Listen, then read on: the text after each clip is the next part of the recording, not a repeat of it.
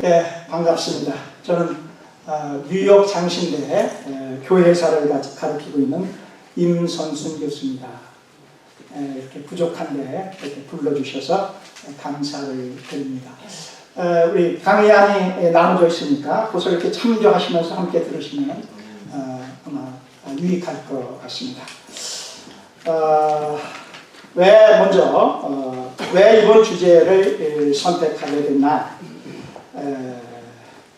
지난번에 제가 뉴욕 목사의 주관으로 500종교계 500주년을 맞이해서 우리 독일 또 이렇게 스위스 이렇게 다녀왔습니다. 그래서 그 유적지 탐방할 때 우리 저에게 루터의 생애와 사상에 대해서 좀 간단히 이렇게 강의를 좀 해줬으면 좋겠다. 그래서 아마 그때 이제 제가 그때도 한 40분 정도 된 것 같아요. 그때 아마 강의했던 것이 아마 2년이 돼서 저를 이렇게 다시 불러주시지 않았나 그런 생각을 합니다. 우리 이제 USA 아멘넷 같은 데 보면 이제 부제로 이신칭의 교리가 오늘날 면제부인가 뭐 그런 내용이 있어요. 그런데 사실 뭐 우리 오늘 강의 주제하고는 그렇게 특별히 뭐 직접적인 관계는 그렇게 많이 없습니다. 그래서 이번엔 뺐어요. 왜 이제 그걸 부제로 넣느냐? 우리 이제 유재도 우리 목사님께서 저에게 강의 제목과 그리고 이제 좀 간단한 좀 요약을 해달라 그런 말씀을 저한테 부탁하시면서 좀 확 뛰는 문구로 좀 해주세요. 그래요. 그래서 그때는 사실 뭐 제목만 제가 좀 생각하고 있었고 전혀 이제 강의에 대한 내용은 전혀 구상도 하지 않을 때입니다. 한 2주가 넘었으니까. 그래서 갑자기 이제 생각난 게 너무 이제 오늘날 한국에서 구원파의 파동이 많았잖아요. 그래서 그들의 믿음이 오히려 이신칭의를 잘못 오용시켜서 하나의 천국 가는 하나의 티켓 정도, 중세시대의 종교개혁의 원인이 됐던 면제부 정도로 생각하지 않나 그런 생각이 퍼뜩 들어서 이렇게 부제를 정했습니다. 근데 이제 강의 내용을 준비하면서 보니까 이미 그 내용은 우리 한국에서 2016년도 미래포럼에서 이미 사용한 내용이더라고요. 그래서 뭐 오늘 그 강의 내용하고 직접적인 연관도 없어서 그래서 그건 뺐습니다. 그렇게 아시고. 자, 오늘 주제의 전개를 먼저 간단히 설명드리는 게 좋을 것 같습니다. 우리 이신칭의 그렇게 이야기할 때 이제 우리 종교개혁자들 간에도 조금씩 다릅니다. 루터가 제일 먼저 이제 그 내용을 이야기했지만은 칼빈이 이제 종교개혁사상을 이제 체계화시키면서 좀 거기에 변형이 됩니다. 그래서 성령의 역사도 가미시키고 또 그것이 한 100년간의 이제 루터란 정통주의, 개신교 정통주의로 흘러가면서 그것이 학자들마다 다르고 좀 병색화되는 그런 경향이 있습니다. 그래서 이건 또 우리 교파에 따라 또 다릅니다. 그렇죠? 우리 장로교에서 보는 이신칭의하고 또 감리교나 다른 교단에서 보는 거하고는 또 달라요. 또 같은 교단이라고 할지라도 본인의 신학적인 관점에 따라서 이것이 좀 다 이렇게 조금씩 다릅니다. 다르기 때문에 참 이야기하기가 어렵습니다. 그래서 저는 루터 종교 개혁을 일으킨 원동력이 되었던 루터의 이신칭의 여기에 이제 초점을 맞춰서 설명을 드리고자 합니다. 저는 교회사 교수입니다. 우리 뉴욕 장신대에서 한 20여 년간 이 교회사를 가르쳤기 때문에 저는 무슨 뭐 우리 요즘 뭐 뜨거운 감자 되어 있는 이신칭의 논쟁 여러분 잘 알잖아요. 우리 뉴욕에서는 이제 새 반자목파라든지 또 김세윤 박사도 거기 이제 가담을 하셔서 이제 새 반자목파의 주장들이 있고 그런데 그것은 이제 신약 신학이나 또는 이제 바울 신학을 전공하신 분들 간의 예배예요. 그래서 저는 교회사를 전공하기 때문에 교회사의 맥락에 따라서 어떻게 이제 루터가 이신칭의를 주장하게 됐고 또 그 이신칭의를 깨닫게 된 가장 극적인 사건, 우리 독일어로 안페시툼이라고 하는데 그 다음에 이제 설명했습니다. 그때 이제 설명했어요. 그래서 어떻게 이제 안페시툼의 그 이제 두려움과 죄책감을 딛고 일어서서 그리고 어떻게 이제 종교 개혁을 주장하게 됐는가, 거기에 이제 초점을 맞춰서 여러분들에게 설명을 드리려고 합니다. 그리고 이제 마지막으로 종교개혁 500주년을 맞이해서 이 루터의 이신칭의 사상을 통해서 우리에게 어떠한 교훈을 주고 또 우리가 어떻게 살아야 될까, 마지막 결론적인 제안을 함으로써 오늘 강의 내용을 이제 마치려고 합니다. 자, 이제 먼저 우리 용어를 우리가 좀 간단히 정리해 볼 필요가 있습니다. 우리가 잘 알다시피 우리 이신칭의라 그렇게 하기도 하고 또 이신득의라 그러기도 합니다. 오늘날은 잘 안 쓰지만 우리 어렸을 때는 이신득구 그렇게도 얘기했습니다. 그리고 똑같은 거의 비슷한 개념을 이제 카톨릭에서는 의화 이렇게 설명합니다. 그래서 이 차이점을 우선 간단히 설명드리는 게 좋을 것 같습니다. 이신칭의는 우리가 믿음으로 의롭다 칭함을 받는다는 거예요. 그러니까 의롭다 선언하시는 분은 하늘 법정에 계시는 우리 재판장 되시는 하나님께서 예수 그리스도의 십자가의 공로를 통해서 너희들이 죄인에서 의인이 되었다, 의로웠다 이렇게 칭한다는 거예요. 그러니까 이 루터의 이신칭의는 이신칭의라고 하는 것이 루터의 사상과 더 깊은 연관된다, 그렇게 볼 수 있습니다. 이신득의도 믿음으로 우리가 의롭다함을 얻는다 하니까 내용은 같아요. 내용은 똑같지만 이신득의라고 할 때 조금 오해의 소지가 있는 것이 무슨 우리의 어떤 공로나 우리의 믿음에 의해서 우리가 주체적으로 우리가 의롭게 된다 하는 그 능동적인 어떤 의미가 좀 포함될 수 있는 가능성이 있습니다. 그렇기 때문에 이신득의라고 하는 것보다는 이신칭의라고 하는 것이 루터의 사상을 이해하는데 더 적합하다, 그렇게 이해하시면 됩니다. 이신득은 믿음으로 우리가 구원을 받는다는 거예요. 우리 카톨릭의 의화라는 개념이 있습니다. 우리 이제 종교개혁이 일어나고 1945년경부터 뭐 한 10년에 걸쳐서 트렌트 이제 회의가 열렸는데 뭐 설명을 굉장히 복잡하게 했어요. 근데 뭐 간단히 말하면은 우리가 의로워지는 것은 우리가 믿음과 그에 따른 행위가 수반될 때 우리가 의로워진다는 겁니다. 그러니까 전통적인 카톨릭이 가지고 있던 구원 사상을 다시 한번 확인하는 거에 불과합니다. 그러니까 그렇게 좀 다르다 것을 우리 여러분이 알고 강의를 들으시는 것이 좀 유익할 것 같습니다. 우리 이제 저는 이제 교회사도 가르치고 교리사도 학교에서 가르칩니다. 그래서 우리 이제 예수님이 돌아가시고 나서 이제 속사도교부터 시작해서 이렇게 이제 신학이 이제 전개되기 시작하는데 처음에는 사실은 우리가 어떻게 생각하면 말입니다.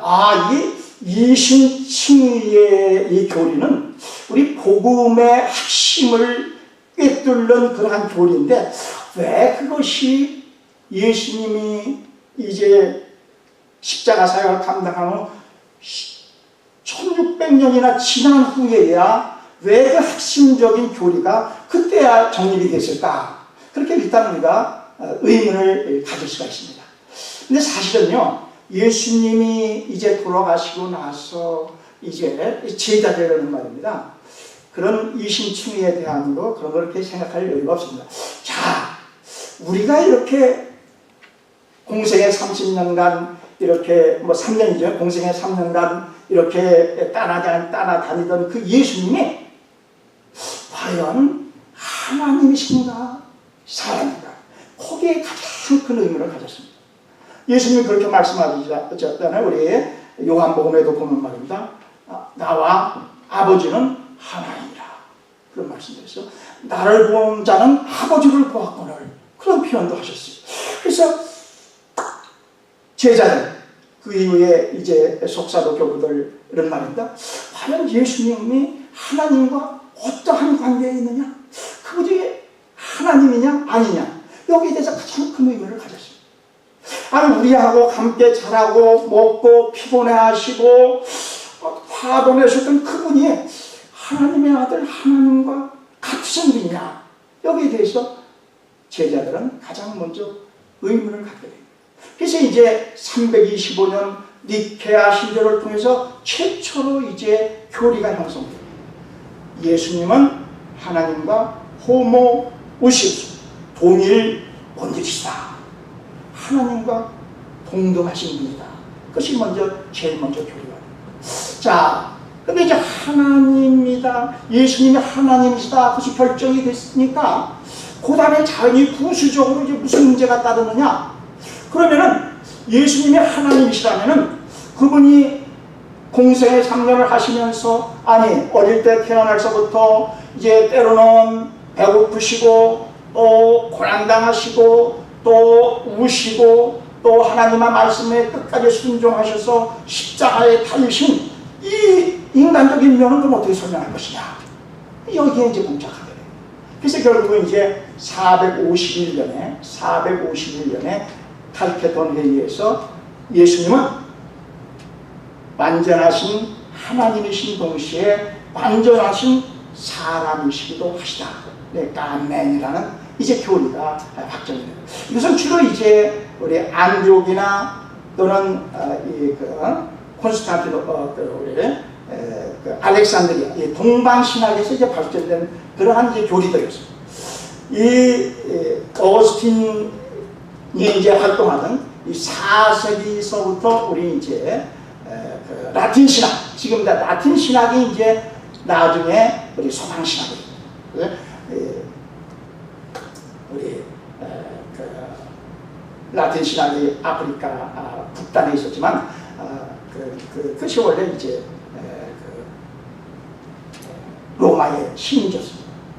로마의 식민지였기 때문에 거기서 이제 어거스틴을 중심해서 서방에서는 동방에 있는 그 학자들 같이 무슨 뭐 하나님이 인간과 우리 똑같은 본질이시냐 아니냐, 또 이렇게 사색적이고 또 이렇게 논리적인 이런 거를 그렇게 별로 좋아하지 않습니다. 그건 아주 실용적이고 우리에게 구체적으로 우리에게 의미가 있는 것. 그래서 이제 어거스틴을 중심으로 해서 거기선 죄론, 은총론, 뭐 교회론, 구원론 같은 것이 이제 시작이 됩니다. 그래서 결국은 이제 이 구원론이 어거스틴에서부터 시작을 해서 중세 1000년을 거쳐서 결국 마틴 루터에 의해서 그것이 정립이 됐다. 이렇게 보시면 될 겁니다. 그럼 왜 루터에 의해서 이 이신칭의의 복음의 핵심이 왜 루터에 의해서 제기되었느냐? 그것이 바로 우리가 잘 아는 우리의 95개 조항 이제 항의문 때문에 그렇습니다. 우리 중세에는 말입니다. 뭐냐면 이제 잉여 공로 사상이라는 게 있습니다. 그래서 사람이 믿음에 의해서뿐만 아니라 행위에 의해서 구원을 받는데, 그 행위라는 것은 선행과 공적을 쌓아야 된다. 그래서 이제 그들은 이제 공로를 쌓기 위해서 십자가 원정에도 참여하고 무슨 성인들을 숭배하고 또 유물들을 이렇게 수집하고 하는 이 미신적인 신앙에 빠져 있었습니다. 그래서 이 캐돌이 가지고 있는 이 선행과 공로 사상을 비판하기 위해서 비텐브루크 이 성문벽에다가 95개 조항, 특별히 면죄부 판매에 초점을 맞춰서 그것을 이제 붙이게 됩니다. 오늘날 지난번에 부활절후에 가보니까 그것이 이제 철제 무늬로 이렇게 되어 있더라고요. 그때는 이제 나무판이었어요. 빵빵 이렇게 못으로 95개 조항을 이제 파업했죠. 그래서 이제 거기서부터 이제 종교 개혁이 발단이 되게 된 거죠. 그것이 바로 우리 1517년 10월 31일 만성절이라고 그러죠. All Saints Day. 그래서 그때 이제 붙였기 때문에 올해가 이제 1917년이기 때문에 꼭 이제 종교 개혁이 일어난 500주년이 되는 겁니다. 그래서 이제 오늘 뉴저지 교회협의회에서도 이런 이제 행사를 이제 하고 있는 걸로 제가 알고 있습니다. 루터의 이신칭의의 이 사상은요, 우리가 종교개혁의 3대 원리라고 하는 말입니다. 솔라 그라티아, 솔라 스크립투라, 솔라 그라티아, 스크립투라, 솔라 피데. 그렇죠? 이 3대의 사상을 관통하는 복음의 핵심이자 루터의 핵심적인 주장이다. 이렇게 볼 수가 있습니다. 자, 그러면 루터는 어떻게 해서 이 이신칭의에 대한 깨달음을 이제 갖게 되는가? 그래서 루터의 생애를 좀 간단히 여러분들에게 요약해서 설명해 드릴 필요가 있을 것 같습니다. 우리 루터는 1483년 아이슬레벨에서 출생했습니다. 지난번에 우리 이제 아이슬레벨 생가도 이제 우리가 돌아보고 했는데요. 그러니까 이제 지금 3대 개혁자가 있었잖아요. 우리 마틴 루터가 있었고, 그리고 이제 1484년, 그러니까 루터보다 1년도 안 돼요. 월로 따르면 1484년에 쯔링글리가 탄생했습니다. 그리고 이제 그보다 훨씬 후에 1509년에 이제 칼빈이 탄생하게 됩니다. 이제 루터는 종교개혁의 이제 시발점이 됐다면 한 25년 후에 우리 칼빈은 개신교 신학을 체계화시키고 정립했다. 이렇게 보시면 될 것 같습니다. 이 루터의 어린 시절은 이 중세 신학의 영향을 강하게 받고 있었기 때문에 중세에서 하나님은 말입니다. 공의의 하나님, 두려움의 하나님을 이렇게만 생각했습니다. 그래서 학교에서도 또 루터가 자란 이 어린 시절 루터가 자랄 때도 부모로부터 이제 말 안 들으면 체벌을 당하고 또 이제 부모로부터 심한 이런 체벌을 당해서 이 어떤 공포와 심한 두려움 가운데 그렇게 자라게 됩니다. 그래서 아마도 그 아버지가 특별히 이제 그렇게 이제 좀 강압적인 교육 방식을 썼던 것 같아요. 우리 옛날 어렸을 때도 이제 그런 가정들 많잖아요. 그래서 아마 루터의 어린 시절 아마 하나님 아버지 하면 자기에게 체벌하고 또 두려움의 대상이 됐던 그 아버지와 하나님 아버지가 이렇게 통일시되는 그런 생각을 아마 하면서 이렇게 자랐을는지 모르겠어요. 자, 그러다가 이제 대학 에르프루트라는 데 가서 이제 대학생활을 하게 됩니다. 이제 1500년 초에 이제 대학생활을 합니다. 처음에는 인문학 공부서부터 시작합니다. 그래서 아버지가 옛날 아버지들은 다 똑같은 것 같아요. 루터도 그렇고 칼빈도 그렇고 너희 법을 공부해서 세상적인 출세를 하라. 이렇게 강요를 했습니다. 우리 어렸을 때도 고등고시 봐서 패스해서 판사가 되라 그런 부모들의 그런 간청이 많았잖아요. 그래서 이제 인문학을 공부한 후에 그리고 아버지의 소원에 따라서 이제 법학을 공부합니다. 그래서 아마 방학 때 아마 이제 아이슬레벤 고향을 갔다가 돌아오는 중에 이제 친구와 이렇게 돌아오는 중에 벼락과 천둥을 만나게 됩니다. 그 장소에 보니까 기념비가 이렇게 세워져 있는 것을 보았습니다. 그래서 이제 그때 두려움과 공포 때문에 성 안나요? 수도승이 되겠습니다. 이렇게 이제 고백하게 됩니다. 이 성 안나는 그때 당시에 광부들이 믿는 수호 성인이었어요. 루터의 아버지가 광부였습니다. 처음에는 상당히 이렇게 이제 경제적으로 어려웠지만은 어느 정도 그렇게 성공을 해서 좀 비교적 부유한 가운데 살았던 것 같아요. 그래서 루터에게 모든 최선의 공부를 시키면서 세상적으로 출세하기를 원했던 거예요. 그래서 이제 법학을 공부하는데 이 벼락을 맞고 그리고 이제 성 안나에게 기원한 후에 바로 에르푸트에 가서 이제 어스틴파 수도원에 들어가게 됩니다. 그 아버지가 이제 굉장히 이제 노발대발하죠. 그러나 이 루터의 의지를 꺾을 수는 없었어요. 그래서 이제 수도 생활을 하면서 열심히 고해성사하고 수도원 생활을 하게 됩니다. 그러다가 이제 그건 이제 나중에 암페피팅을 설명할 때 조금 다시 설명을 드리겠습니다. 그러다가 이제 어떻게 하냐면은 로마를 방문할 기회가 생깁니다. 그래서 어거스틴 수도원에서 대표로 루터를 이제 로마를 방문하게 합니다. 그래서 이제 도보로 로마까지 갔습니다. 가서 이제 그때까지만 해도 수도원에서 이제 자기는 고해성사를 계속하면서 내 모습 이대로 내가 정말 구원을 받을 수 있겠는가? 거기에 대한 그 심각한 두려움 속에 쌓여 있었어요. 그래서 많은 사람들이 이제 로마를 방문해서 로마에는 모든 교황들의 무덤이 있고 또 성인들의 모든 그 유물들이 있고 그랬기 때문에 모든 사람들이 로마에 가서 거기에 참배를 하고 또 라테란 성당, 예루살렘에서 가져온 빌라데의 계단을 이제 라테란 성단에 있었습니다. 그래서 그 라테란 성단에서 이제 올라가기 전에 28개의 이 계단을 무릎으로 기어 올라가면서 라틴어로 이 축기도문을 했습니다. 그래서 이제 그것이 공로가 돼서 그래서는 이제 구원을 얻는다. 그런 이제 미신적인 신앙이 있었기 때문에 루터도 이제 가서 이를 보고 그리고 이제 라테란 성단에서 이제 무릎으로 기우면서 기어오르면서 한 계단 한 계단 축기도문을 했습니다. 그러나 그런 것을 통해서 우리가 뭐 구원의 확신을 받을 수는 없는 거죠.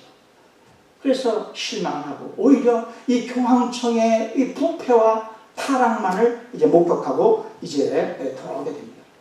그래서 이제 로마 방문에서 돌아오고 나서 에르푸르트 자기가 대학에 공부하던 데서 그때 이제 비텐베르크로 이제 옮기게 됩니다.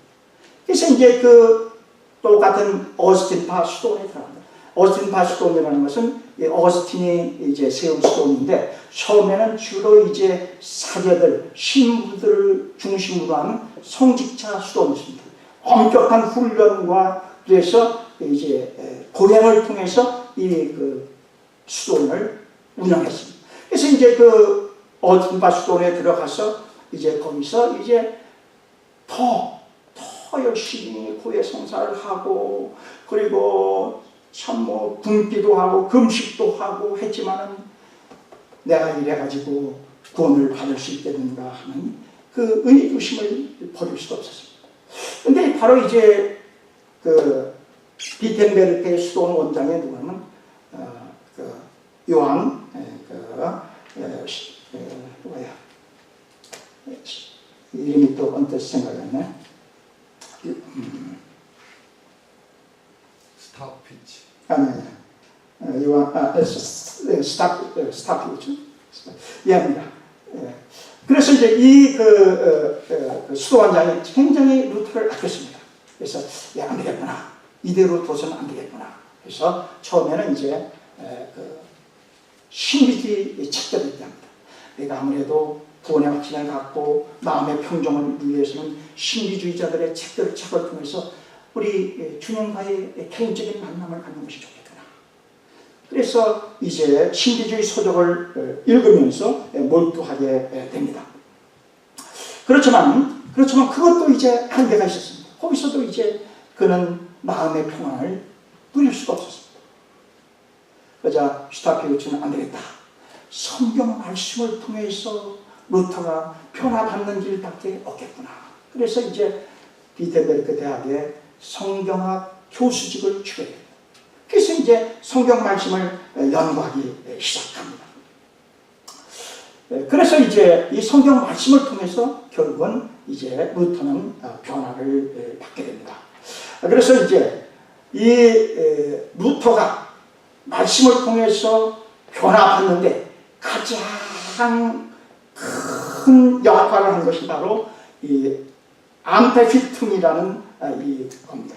그래서 우리 첫째 페이지 마지막 부분 루터의 암페피툼에 대한 이해 이렇게 했습니다. 그렇죠? 암페피툼의 이 정의를 암페피툼이겠죠? 루터의 암페피툼을 통한 구원 체험이 그의 삶과 신학에 절대적인 영향을 끼쳤고 그것이 종교개혁을 일으키는 하나의 원동력이 됐습니다. 교회가 새로워지고 또 갱신된다고 하는 것은 우리가 제도를 바꾸고 법을 바꾼다고 해서 이렇게 시대가 바뀌는 건 아닙니다. 한 사람의 어떤 새로운 깨달음, 어떤 종교적인 충격 이것만이 결국 시대를 바꿀 수가 있습니다. 그래서 이제 이 암페이팅에 대한 문제를 우리가 좀 조금 점검해 보는 것이 좋을 것 같습니다. 둘째 페이지를 좀 넘겨주시기 바랍니다. 암페이팅이라는 것은 뭐냐? 죄인에 내리치는 하나님의 의와 거룩함에 대한 공격, 구원에 대한 두려움과 절망감, 죄책감, 그렇죠? 내려누르는 듯한 이 불안, 두려움, 절망감, 죄책감 이런 것을 암페이툼이라고 합니다. 그러니까 루터는 내가 이런 모습으로 하나님 앞에 구원받을 수가 있겠는가 하는 심한 절망감에 빠졌습니다. 그렇다고 해서 루터가 수도원에서 무슨 경건 훈련을 게을리 했다든지 그런 것처럼 모범적인 그러한 수도사였습니다. 그러나 고해상사 가서 신부에게 자기의 죄를 고백하고 나오면 바로 또 회개하지 않은 자기 죄가 생각납니다. 행위로 짓는 죄는 없었지만은 마음속에 일어나는 이 죄의식, 죄책감에서는 벗어날 수가 없었어요. 하다못해 숫자.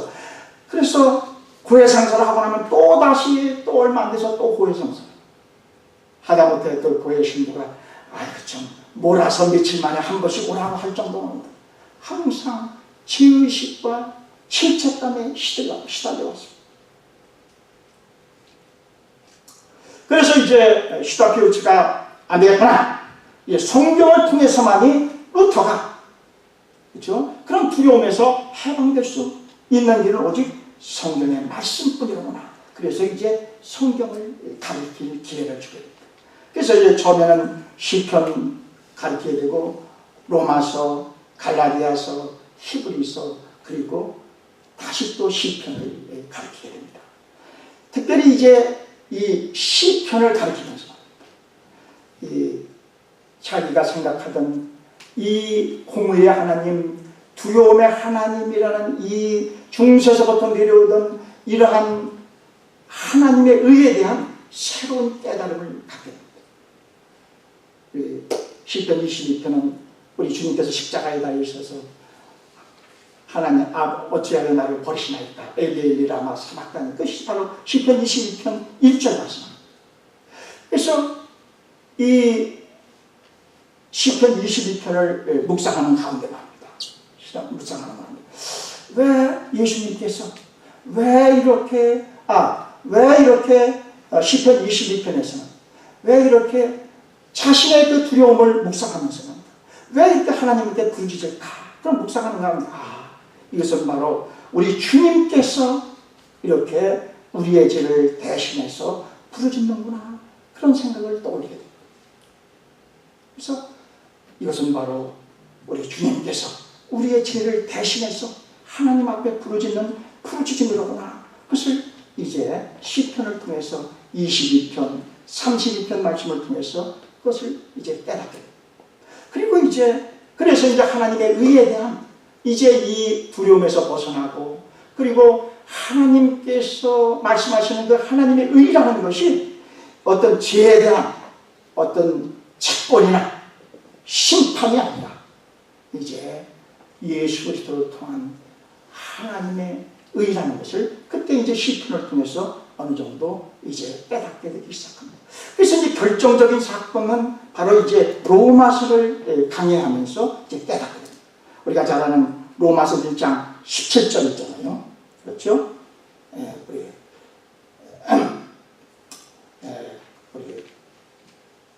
복음에는 하나님의 의가 나타나서 그래서 어떻게 처음에 말입니다. 이 로마서 1장 17절 읽으면서 말입니다. 어떻게 구원의 기쁜 소식, 이 복음이 복음 속에 그게 두려운 하나님의 공의가 나타날 수가 있느냐. 루터가 생각할 때는 이 하나님의 의와 복음은 결코 이렇게 같을 수가 없어요. 그렇죠? 복음은 기쁜 소식인데 죄를 심판하시고 그리고 처벌하시는 이 하나님의 의가 어떻게 복음 가운데 나타날 수가 있는가. 여기에서 깊은 고민에 빠져요. 그래서 이제 로마서를 깊이 읽으면서 이제 이 로마서에서 말씀하고 있는 하나님의 의라는 것이 바로 죄인을 징벌하시고 심판하시는 그러한 의가 아니라 예수님께서 십자가에 달리셔서 우리를 대신해서 죄를 용서해 준 그 십자가의 사건, 그 십자가의 의를 우리가 믿음으로 받아들이는 것이 바로 하나님의 의라는 사실을 그때 깨닫게 돼요.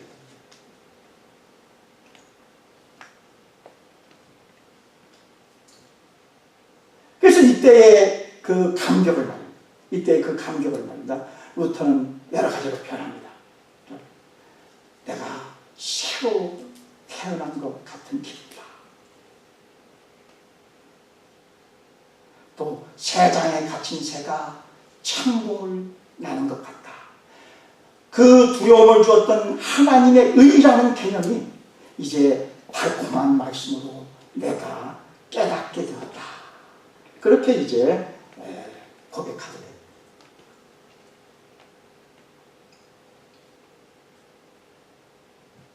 로마서 3장 22절에 그렇게 말씀하더니 곧 예수 그리스도를 믿음으로 말미암아 모든 믿는 자에게 미치는 하나님의 의니 차별이 없느니라. 하나님의 의는 하나님이 우리에게 요구하시는 어떠한 의가 아니라 하나님께서 십자가에서 성취하신 의로 그리고 하나님이 죄인들에게 주시는 은혜의 선물이라는 것을 다시 깨닫게 됩니다.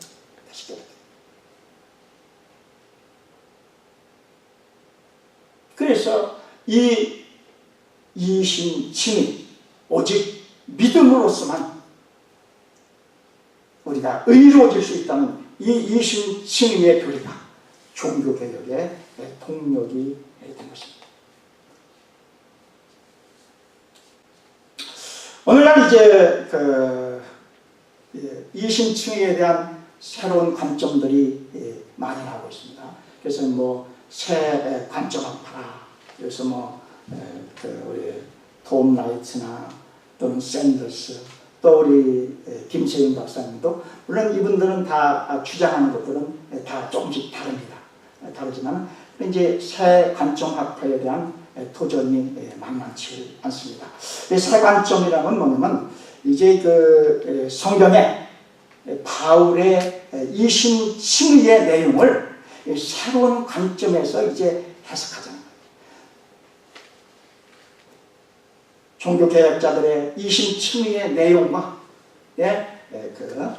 대해서 이제 새로운 관점을 가지고 이제 해석하려고 하는 것이 바로 이 새 관점학파입니다. 예를 들어서 샌더스 같은 사람들은 바울이 이 주장했던 율법에 대해서 새로운 해석을 샌더스 같은 경우에는 이제 1세기의 유대주의를 이제 연구하면서 우리가 율법은 이제 우리 사도 바울의 갈라디아서나 로마서에 보면은 율법으로는 구원을 이룰 수 없고 그렇죠? 율법의 행위로는 구원을 얻을 수 없다. 그래서 율법은 행위만을 이야기하는 그러한 종교다. 구약의 율법주의다 그런 얘기를 하지만은 이 유대주의를 새롭게 연구한 이 샌더스나 톰 라이트는 말입니다. 그 유대주의가 1세기 유대주의가 바울이 해석하는 것과 같지 않고 그 아브라함을 통한 언약 개념을 통해서 그것도 결국은 은혜의 언약에 의해서 이루어진 거다. 그래서 새로운 그 이제 관점을 가지고 사도 바울의 이신치리를 이제 이해해야 된다. 그러한 내용이 바로 이 새 관점학입니다. 저는 뭐 성서신학자가 아니기 때문에 여기에 대해서 뭐 여러분들에게 깊이 설명할 수는 없습니다.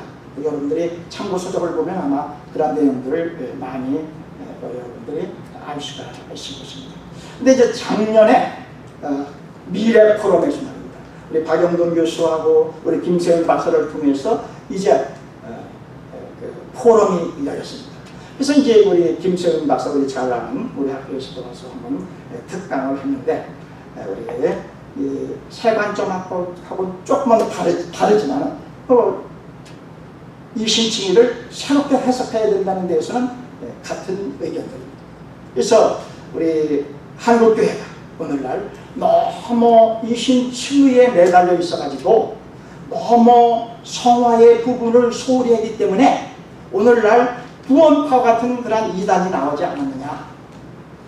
그래서 이 칭의와 성화에 대한 우리 김세현 박사의 책 중에 칭의와 성화라는 책이 있습니다. 거기에 대해서 이제 칭의와 성화에 대해서 새로운 해석을 칭의와 성화는 이렇게 서로 이분법적으로 구별될 수 있는 그러한 것이 아니라 바로 평행적인 용어다. 그렇죠? 칭의와 성화는 이제 때에 따라서는 이제 칭의, 때에 따른 성화라고 하지만 평행되는 동일한 언어다.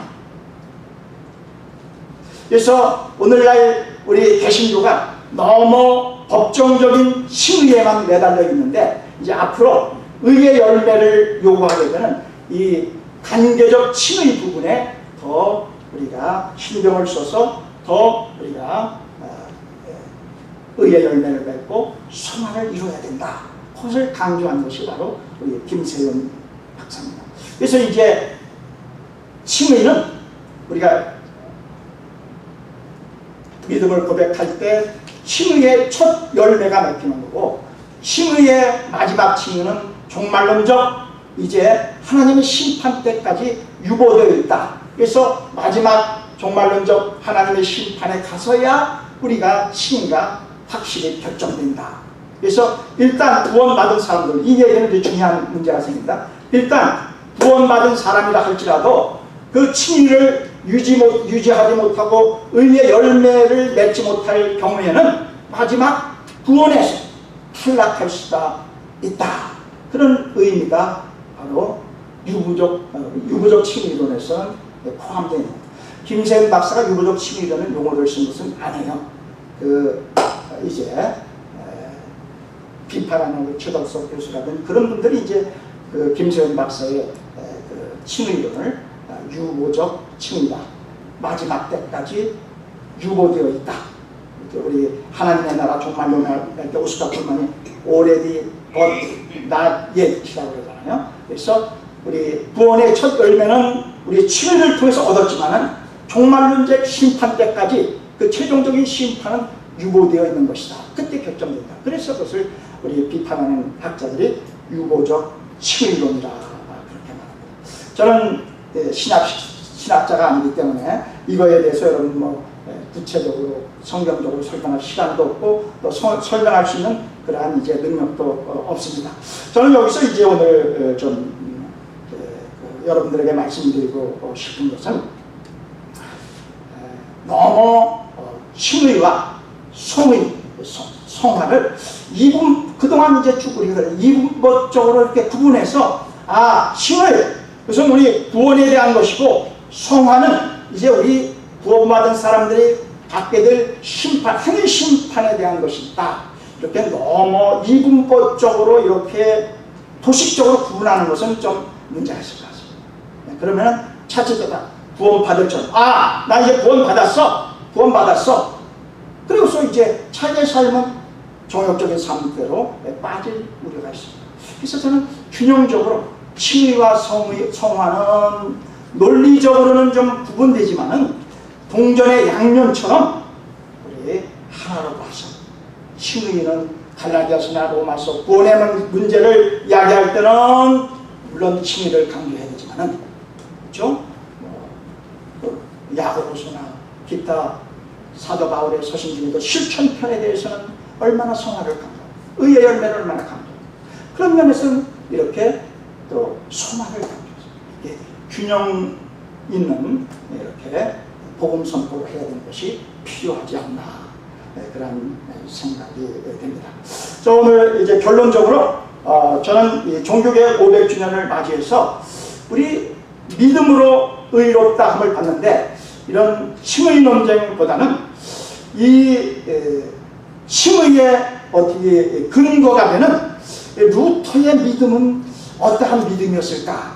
거기에 좀 초점을 맞춰서 결론적으로 제안을 해보고 싶습니다. 제가 이제 예전에 한 몇십 년 됐습니다. 우리 버트란드 러셀의 책을 읽다가 비트겐슈타인에 대한 얘기를 들었어요. 거기서 나왔습니다. 자기 수제자인 동시에 자기가 몇 개월, 3개월 가르쳤더니 더 이상 가르칠 것이 없는 아주 천재적인 논리학자고 언어학자다. 그런 얘기를 하면서 이제 칭찬한 내용이 나와서 그래서 이 비트겐슈타인이라는 사람이 어떠한 사람인가 제가 이제 관심을 갖기 시작했습니다. 그래서 이제 그 초기에 이 비트겐슈타인은 정말 어렵습니다. 정말 뭐 저도 뭐 책을 본 적은 아니지만 여러 가지 자료를 통해서 이렇게 좀 살펴봤는데요. 언어에 대해서 좀 관심이 있어가지고서 정말 칸트 해결보다 훨씬 더 어려워요. 무슨 얘기인지 잘 모르는데 여하튼 비트겐슈타인의 책을 통해서 제가 좀 하나 깨닫는 것은 우리 그림 언어라는 일상 언어가 우리가 쓰는 우리 예수님도 비유나 이런 걸 할 때는 이 자연 언어, 그림 언어를 많이 사용했잖아요. 일상 언어, 이 그림 언어들이 정형화돼서 이 사상이라는 것으로 이렇게 달 때는 그리고 이제 더 나가서 사상이 교리화로 되잖아요. 교류로 되잖아요. 그래서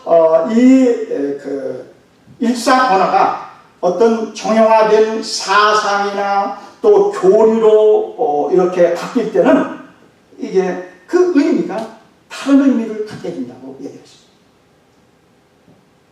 우리가 그렇잖아요. 여러분 루터의 사상과 100년 후에 루터를 사상을 계승한 루터 신학자, 루터란 정통주의가 생기게 됩니다. 그래서 이제 루터의 사상이 체계화되면서 중세 스콜라 신학처럼 말입니다. 아주 경색화됩니다. 생동력을 잃어버립니다. 또 칼빈도 그래요. 칼빈의 주장과 그것이 사상이 되고 돌토에 의해서 그것이 교류화되는 가운데 너무 경색화되고 생명력을 잃게 됩니다. 예, 칼빈이나 루터의 사상과 칼빈주의나 루터주의는 좀 다릅니다. 예, 언어가 이렇게 체계화되고 논리화되고 교리화됨으로써 그 의미가 달라집니다. 그리고 이제 두 번째는 제가 하나 좀 깨닫는 것은 말입니다. 그 언어도 정형화된 그런 논리화된 그 언어도 누가 그 언어를 사용하느냐에 따라서 의미가 다르다. 이 두 번째 명제에서 제가 좀 많은 깨달음을 얻었는데요. 우리가 믿음 할 때 말입니다. 자, 우리가 예를 들어서 구원의 확신을 가지고 깊은 영적인 체험을 가진 그러한 사람이 믿음하는 그 믿음하는 것. 초신자들이 막 들어와서 배운 믿음이라는 그 내용하고는 말입니다. 같은 단어지만 말입니다. 그 안에 내포되어 있는 것은 전혀 다를 수가 있습니다. 그렇죠? 저는 영성도 좀 비슷하다고 생각합니다. 영성. 똑같아요. 여러분 믿으세요. 그렇게 새로 목사님이 된 분이 하는 그 똑같은 말과 또 우리 한경진 목사님과 이제 은퇴하신 후에 자기 삶과 체험과 영적인 모든 것을 포함해서 여러분이 늘 부탁하니 믿음 가지세요. 그렇게 이야기하는 것은 전혀 차원이라 할 수 있습니다. 전혀. 그래서 과연 루터가 우리가 믿음으로 우리가 의롭다함을 얻는다고 얘기했을 때 그 루터가 이야기했던 그 믿음이라는 정의를 우리가 한번 새롭게 깨달아서 과연 루터가 이야기하는 그 믿음이 어떠한 믿음인지 그것을 우리가 새롭게 한번 조명하는 것이 좋지 않겠는가 그런 생각을 좀 제가 해봤습니다. 자, 여러분 이 종교개혁 와중에는 말입니다. 루터는 무려 3시간씩 기도했다. 그래서 동료들이 이 바쁜 시간에 3시간씩 꿇어앉고 기도하다니 이게 어떻게 한 겁니까? 어떻게 된 겁니까? 그러니까 그렇지 않네. 여러분. 바쁘니까 기도해야지. 내가 바빠서 내가 이 종교개혁의 이 사역을 감당하지 못하니까 그것을 하나님께 맡겨 하나님이 하셔야 되지. 바로 그랬던 우리의 루터입니다. 또 이 보름수 회의에서 말입니다. 생명의 위협 앞에서 말입니다. 카를 오세 앞에 가서 말입니다. 제국회의에서 말입니다. 카를 오세가 그럽니다. 내 모든 사상을 철회하라. 그렇게 말합니다. 그러니까 루터가 얼마나 두려웠겠어요. 많은 동료들이 가지 말라고 그랬습니다. 그러니까 하루만 시간의 여유를 주십시오. 그렇죠. 하루 간절히 기도해보고 이제 이렇게 이야기하잖아요. 우리 그 얘기 말입니다. 성경의 증거가 이성에 어긋나지 않는 한 나는 아무것도 처리하지 않을 것이며 처리할 수도 없습니다. 하나님이여 나를 도우소서.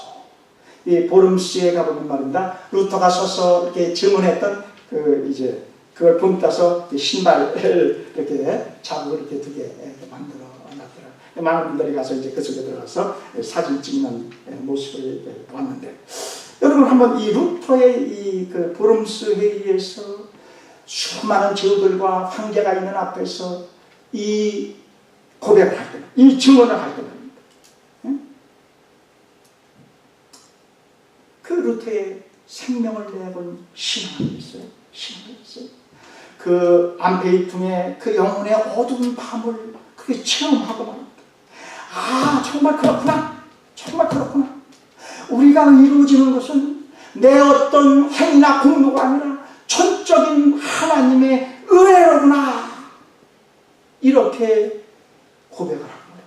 담대하게 그 증언하는 그 루터의 그 증언 속에는 바로 성화가 자연적으로 존재되어 있는 거예요. 그렇잖아요? 자기 생명 내놓고 믿음의 고백을 한 루터가 말입니다.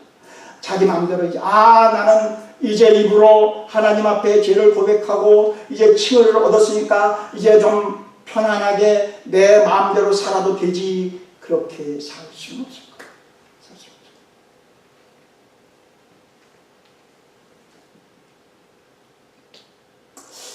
종교개혁 500주년을 맞이해서 그럼 이제 오늘날 우리가 가져야 될 그런 믿음은 어떠한 믿음이 되어야 됩니다. 단순히 어떤 우리 지적인 동의나 어떤 깨달음이 아니라 하나님의 말씀에 대한 전인격적인 결단이 이루어지는, 그렇죠? 그러한 믿음, 말씀과 삶이 하나가 되는 그러한 믿음, 하나님의 우리 예수님의 그 십자가의 은혜를 값싼 은혜로 이렇게 버리지 않는 말, 그러한 고귀한 은혜로 사는 그러한 신앙적인 결단이 우리에게 있어야 되지 않나, 그렇게 저는 생각해 봅니다. 종교개혁 500주년을 맞이해서 우리 이신층에 나타나 있는 이 바울과 어떤 그 루터의 신앙을 본받으시는 우리 모든 동역자들과 성도님들 되시기를 예수 그리스도의 이름으로 간절히 축원드립니다. 잠시 기도합니다. 하나님 아버지 감사합니다. 이렇게 두서없이 우리 루터의 이신칙에 대한 올바른 이해에 대해서 이렇게 말씀을 드렸습니다. 하나님 종교개혁 500주년을 맞이해서 다시 한번 사도 바울이 가졌던 그러한 하나님 아버지 신앙, 또 마틴 루터가 가졌던 그 신앙을 우리가 배워서 정말 이 땅에서 우리가 살아갈 동안에 하나님의 의에 순종하는 삶이 수반되는 그런 믿음을 가질 수 있도록 허락하여 주시옵소서. 예수 그리스도의 이름으로 간절히 기도드리옵나이다. 아멘.